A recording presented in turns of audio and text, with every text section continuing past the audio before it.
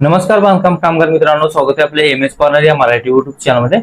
तर बांधकाम कामगार मित्रांनो, आता शिष्यवृत्ती क्लेम असतील किंवा इतर क्लेम असतील तर हे क्लेम सध्या बंद ठेवण्यात आलेले आहे। तर भरपूर बांधकाम कामगारांना वाटतंय की आता हे क्लेम चालू होतील की नाही, भरपूर जणांना असा प्रश्न पडलेला आहे। आता रिन्यू चालू आहे, नवीन लेबर कार्ड साठी आपण ऑनलाईन अप्लाय करू शकता, परंतु फक्त क्लेम का बंद ठेवण्यात आलेले आहेत। तर मित्रांनो, यामध्ये थोडासा बदल करण्यात येणार आहे आणि थोडा थोडा बदल आपल्या समोर येत आहे। तर थोडासा बदल झालेला माझ्या समोर आलेला आहे। नवीन जे क्लेम आपल्या समोर आलेले आहे त्यामुळे मी ते दोन नवीन क्लेम कोणत्या आहेत, कोणत्या शिक्षणासाठी क्लेम आलेले आहेत आणि तेच माझ्या समोर आलेले आहेत शासन निर्णयामध्ये। तर तेच मी तुम्हाला इथे सांगणार आहे की नेमके नवीन जे क्लेम आहेत हे कोणते आहेत, कोणती योजना आहे, कोणत्या विद्यार्थ्यांसाठी ही योजना आहे, अशी आपल्याला सविस्तर माहिती घेणार आहोत। त्या अगोदर मी सांगणार आहे की क्लेम करणं हे बंद का केलं आहे, यामध्ये सुधारणा का करण्यात येत आहे। लेबर कार्ड रिन्यू चालू आहे, नवीन लेबर कार्ड काढणे चालू आहे, परंतु क्लेम हा बंद का ठेवण्यात आलेला आहे। तर ते अपडेट करण्यासाठी का अपडेट करायचं आहे, भरपूर असे एजंट लोक असतील किंवा इतर जे बांधकाम कामगार डुप्लिकेट बांधकाम कामगार असतील तर या योजनेचा गैरफायदा घेत होते। डुप्लिकेट डॉक्युमेंट बनवून भरपूर असं सरकारला लुबाडत होते, त्यामुळे या योजनेमध्ये थोडासा बदल करण्यात येणार आहे। तर मित्रांनो, आता थोडासा बदल म्हणजे आता नवीन दोन क्लेम आलेले आहेत माझ्या समोर। तर ते क्लेम कशा प्रकारे आहेत, काय आहे, यामध्ये रक्कम किती ठेवण्यात आलेली, कोणत्या पाल्यासाठी या योजनेमध्ये फायदा आहे, तर आपण सविस्तर माहिती घेऊया। तर तत्पूर्वी आपल्या चॅनलवर आपण नवीन आला असाल, चॅनलला सबस्क्राईब करा आणि असेच नवनवीन व्हिडिओ तुम्हाला बघायचा असेल, नोटिफिकेशन पाहिजे असेल, जवळचं बेल आयकॉनवर क्लिक करायचे आणि ऑल वर सेलेक्ट करायचे। मी जसं व्हिडिओ अपलोड करेल तशी नोटिफिकेशन तुमच्या मोबाईलवरती येऊन जाणार आहे। तर चला व्हिडिओ सुरू करूया आणि सविस्तर माहिती आपल्या व्हिडिओमध्ये घेऊया। तर मित्रांनो, बघू शकता प्रपत्र अ पहिली योजना आहे। तर योजनेचे नाव काय आहे बघू शकता, इयत्ता 9वी उत्तीर्ण झाल्यास पुढील शिक्षणाकरिता सहाय्य योजना आहे। तर मित्रांनो, जे 9वी मध्ये विद्यार्थी आता पास झालेले आहेत यावर्षी, आता 10वी मध्ये शिकत आहेत, त्यांच्यासाठी ही योजना आहे। तर मित्रांनो, तुम्ही असं म्हणताल की मागच्या आता 11वीला आहात तर 10वीची आपल्याला यामध्ये शिष्यवृत्ती काढता येईल, तसं नाहीये। तुम्ही जर 9वी पास असाल, 10वी मध्ये आता शिक्षण चालू असेल, तरच तुम्ही या योजनेचा लाभ घेऊ शकणार आहात। आता पात्रतेचे काय आहे यामध्ये आपण बघूया। नोंदणी जीवित सक्रिय बांधकाम कामगाराचे पहिले 2 पाल्य या योजनेकरिता पात्र राहणार आहेत। तर यामध्ये 2च पाल्य पाहिजे तुमच्या राशन कार्डवरती, आणि इथे नोंदीकृत जे बांधकाम कामगार असतील त्यांच्या प्रोफाईलमध्ये पण 2च बांधकाम कामगाराचे जे पाल्य असेल त्यांचीच नोंद असायला पाहिजे। पती व पत्नी दोघेही बांधकाम कामगार म्हणून मंडळाकडे नोंदित असल्यास केवळ एकच लाभ अनुज्ञेय राहील। आता काय करतात बांधकाम कामगार असतील तर दोघांच्याही नावावर, पती पत्नीच्या नावावर लेबर कार्ड काढतात। 4 मुले असतील, 4 पाल्य असतील तर 2 पाल्य यामध्ये आणि 2 पाल्य यामध्ये टाकत होते। अशा प्रकारे हे गैर प्रकार घडत होता। त्यामुळे आता जे आहे एकाच, म्हणजे आता पती पत्नी असतील तर दोघांपैकी एकाच जणाच्या नावावरती जे आहे क्लेम मंजूर करण्यात येणार आहे। तर बघू शकता आता तिसरं काय आहे पात्रता। यापूर्वी मंडळाच्या E1 इयत्ता 1ली ते 7वी आणि इयत्ता 8वी ते 10वी साठी या योजनेचा पाल्याकरिता लाभ घेतला असल्यास सदरच्या पाल्यास या योजनेत लाभ अनुज्ञेय राहणार नाही। तुम्ही जर मागच्या वेळेस इयत्ता 1ली ते 7वी आणि 7वी ते इयत्ता 8वी ते 10वी या योजनेचा जर लाभ घेतला असेल तर तुम्ही आता या योजनेसाठी पात्र राहणार नाही। हे तुम्हाला पात्रताचे निकष बघायचे आणि नंतरच अर्ज करायचा आहे। ज्या दिनांकास पाल्य 9वी उत्तीर्ण झाला असेल, गुणपत्रिकेवरील दिनांक त्यापासून 1 वर्षाच्या आत या योजनेचा लाभ करिता अर्ज करण्यास पात्र राहणार, त्यानंतर अर्ज स्वीकारण्यात येणार नाही। आता 9वी मध्ये जे विद्यार्थी पास झालेला आहे तर 1 वर्षाच्या आत जे तुम्हाला गुणपत्रिका मिळते त्यावर जे दिनांक असेल त्या दिनांकापासून 1 वर्षाच्या आत तुम्हाला अर्ज करायचा आहे, अर्ज सादर करायचा आहे। त्यानंतर जर तुम्ही अर्ज सादर केला तर तुम्हाला जे आहे पात्र ठरवण्यात येणार नाहीये, तुमचा अर्ज जे आहे नामंजूर करण्यात येणार आहे। आता वित्तीय सहाय्य बघूया।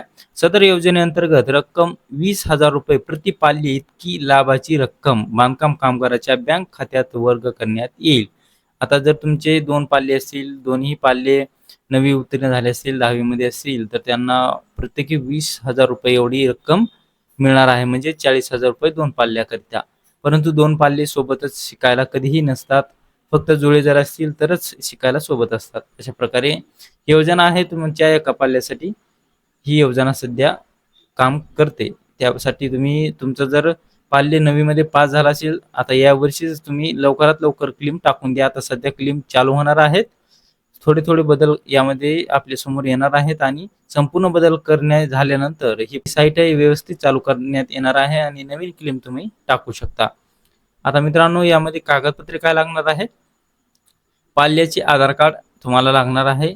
पाल्याचे इयत्ता 9वी मधील शाळेचे ओळखपत्र लागणार आहे. पाल्याचे इयत्ता 9वी मध्ये उत्तीर्ण झाल्याची गुणपत्रिका, हे तुम्हाला 3 डॉक्युमेंट लागणार आहेत. इतर डॉक्युमेंट तुम्हाला राशन कार्ड असेल, आधार कार्ड असेल, ते इतर डॉक्युमेंट तुम्हाला लागणार आहेत. सध्या मित्रांनो, अशा प्रकारे ही योजना आहे. आता दुसरी योजना आपण बघूया. तर बघू शकता, इयत्ता योजनेचे नाव इयत्ता 11वी उत्तीर्ण पाल्यास पुढील शिक्षणाकरिता सहाय्य योजना.